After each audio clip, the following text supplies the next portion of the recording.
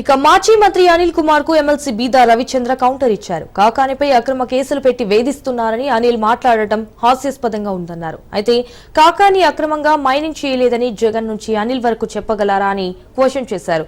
ప్రశ్నించిన వారిని ఎంతలా బెదిరించారో గుర్తులేదా అని నిలదీశారు.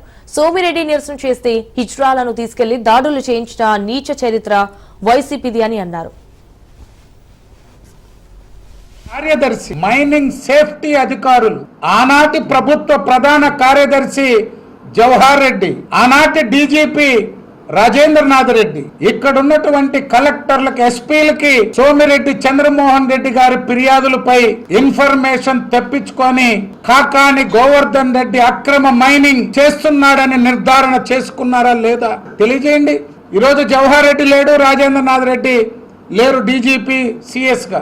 గత ప్రభుత్వంలో ఎవరు కోర్టుకు పోలేదంట. వైఎస్ఆర్సీపీ ప్రభుత్వంలో రుస్తుం మైన్ కోర్టుకు పోయి నా మైన్ ని మంత్రి కాకాని గోవర్ధన్ రెడ్డి వైఎస్ఆర్ కాంగ్రెస్ పార్టీ నాయకులు అక్రమంగా తవ్వుతున్నారు, అమ్ముకుంటున్నారు అని కోర్టుకు పోయి ఆర్డర్ తెస్తే దాన్ని ఎవరైనా పట్టించుకున్నారా?